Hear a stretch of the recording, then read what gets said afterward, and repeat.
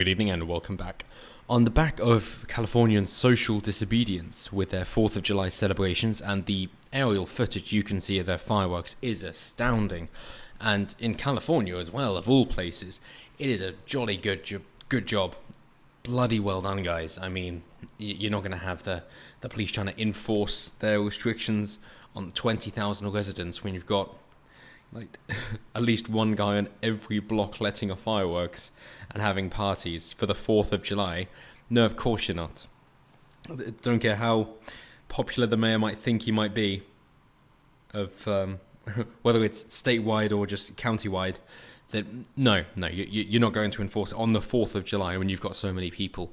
No, there's safety in numbers, and that is a prime example of it. However, Australia, it seems, have gone, okay, well, right, we've seen what happens if it's a special occasion and people don't think we're going to take it seriously. Therefore, when there's just a rise of a couple of hundred coronavirus cases, we're going to lock down a city. And not a lockdown like you've seen in Leicester. Oh, not at all. Especially not when it comes down to the residential block of flats that we'll get to in a moment, which they seem to be copying China. And yeah, I know they're actually quite close to China and have very close ties with China. Unofficially, of course. Then maybe we can see where they drew their inspiration from. But the level of police state that Melbourne, capital of Victoria, have decided to implement beggars belief. It really does. So the level of this, as I say, Australia's second largest city has begun a second lockdown in response to a spike in new coronavirus infections of a couple hundred. Melbourne's 5 million residents will be barred from leaving home for 6 weeks, except for essential reasons. Police say they are setting up a so-called ring of steel. Yeah, they're building a wall within a country, around a city, so that you can't move in and out. That rings a bell. Thought that was done in Germany a little while back. With checkpoints anytime and anywhere to enforce the measures. Yes, it is. Brilliant. So they're doing a ring of steel instead of a wall of concrete built overnight. Maybe that's yet to come.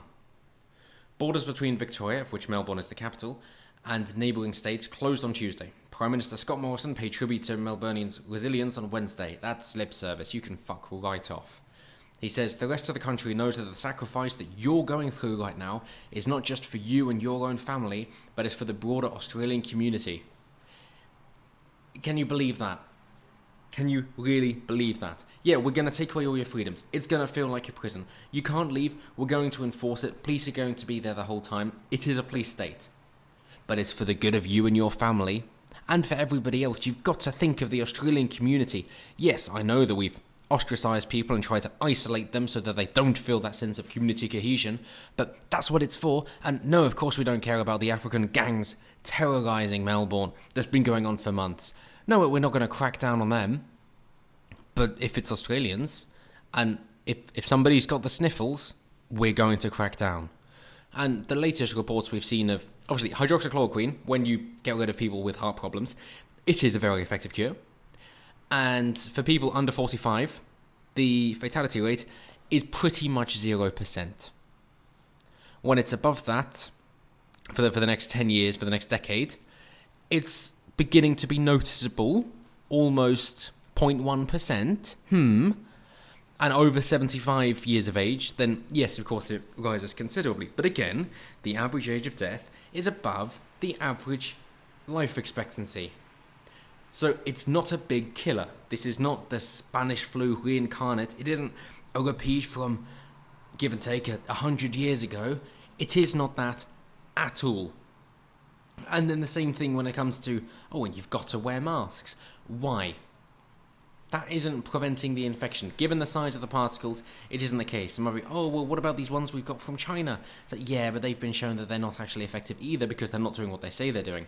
So, okay, well, there can't be any downsides in wearing a mask. Yes, there can actually, because not only do you have the microbes building up on the inside of the mask, which then you're breathing back in, and of course, it's then a warm, moist environment, which is perfect for the bacteria, and it's outside of your body, in which case you then can't fight it because it's outside of your body. And yes, that's bacteria, not a virus. The bacteria is bigger. It's a cell instead of something that gets inside a cell. And on top of that, because it's filtered from the outside, sort of, it decreases the amount of oxygen that you've got, which has been shown in surgeons, for example, in ORs, or operating rooms, that their level of oxygen is decreased as well. And you can see various clips, including people who say, where you got doctors applying, say, if you came into my surgery, my GP, if I was your GP, and you came into me with an oxygen level of that, I would be seriously considering sending you to hospital because your oxygen levels are far too low. Because they're wearing a mask. So yes, there are downsides of wearing a mask. Very, very obvious downsides.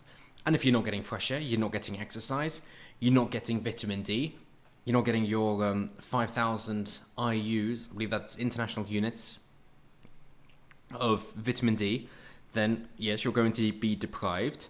And of course, therefore, your immune system is not going to be as functioning.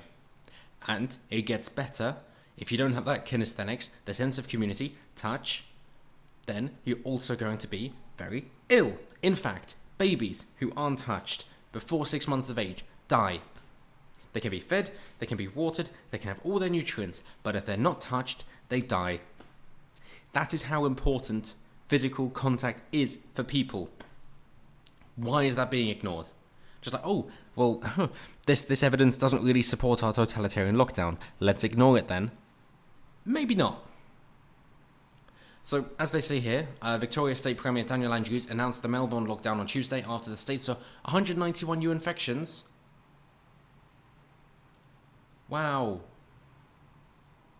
That's it, the highest daily number since the pandemic began. 191 out of a city of, how big? 5 million?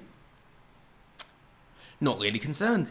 And then, of course, if you look into, how could these numbers be rising? Is it because of the protests and people being outside? Lockdown measures easing? Possibly, yes. Or could it be because more tests are being done and you can get them test positive for the other coronaviruses? Anything similar, even just the common cold. You go with the rhinovirus, or you might have antibodies to any coronavirus, not just SARS-CoV-19, SARS-2 COVID-19, and it will record them as antigens instead. So not saying you're immune, but saying you've got it, and go, okay, so you're now positive. And then we've seen various reports of people who are going to be tested. It's taking too long. They leave. They get a report back saying, yes, you're positive for it. Well, I was never even tested. How are you getting this? So these numbers, again, tinfoil hat time, guys. Not really believing it. They say Australia has recorded almost 9,000 cases and 106 deaths from the virus. Well, here's the thing. Do you want to know how to really ramp up the deaths so you can scare people? Because if you do, look at what Cuomo did in New York. The old people, more likely to die, why don't you send them all away from hospital into care homes where they can infect everybody else? And you'll end up with a lawsuit, but in the meantime, you'll bump up those numbers of deaths as well. Not just infections, but also deaths. And therefore you can make it seem a lot worse than it is. Why don't you do that? That's an easy way to do it. Just put someone in a care home who has the flu or coronavirus. It doesn't really matter at that age. And then, yeah, you'll be picking up those death rates. So good job. So the new restrictions. And how I came to this. The main thing, the really, really worst thing, which is the main thing that they go on to say, is that at the weekend, Melbourne authorities locked down about 3,000 people living in 9 housing estate tower blocks after at least 23 cases of infection were found. Dozens more have been found since. So they can't leave the apartment block. You might remember in China, they weld doors shut from the outside so that you can't leave. If you've survived, then I guess you're going to be okay. Come on out. Good luck getting through the welded doors, though. Also, if it's anything like SARS, which the name suggests it is, then within those apartment buildings, the air circulating means any one person who's been infected is then going to infect about 3 floors up, 3 floors down.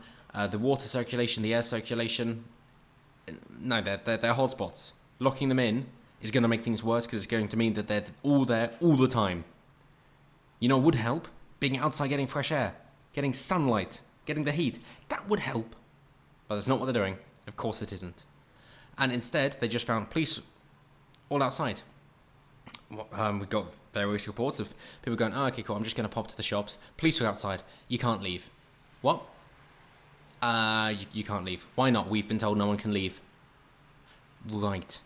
Again, somebody else going, look on Facebook. It's like, wow, look, Melbourne, that's where I am. These tower blocks are shut.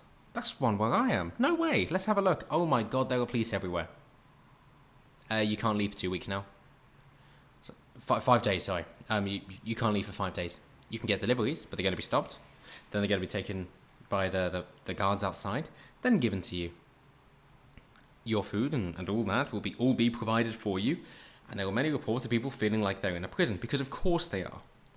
When I lived in apartment blocks, as I still do, I make a point of going outside every single day, because as lovely as apartments are, they do still feel like a prison sometimes, don't they? So if you can ensure to go outside every day, at least you know that you've still got your freedom, even if all you own or rent is a tiny space, and they're taking away that freedom. So it seems as if this is what the future holds, if there was enough pushback. So well done to Californians of all people to suggest that, yes, actually we would like to enjoy our freedoms. And there is, of course, a legal battle against this, and full support for the lady who's leading the charge there. Best of luck to her. But that's the point that things have gotten to in Melbourne. So, for everybody else, enjoy your freedom. Enjoy your non-compulsory vaccinations at this point. But until next time, as always, have a good one.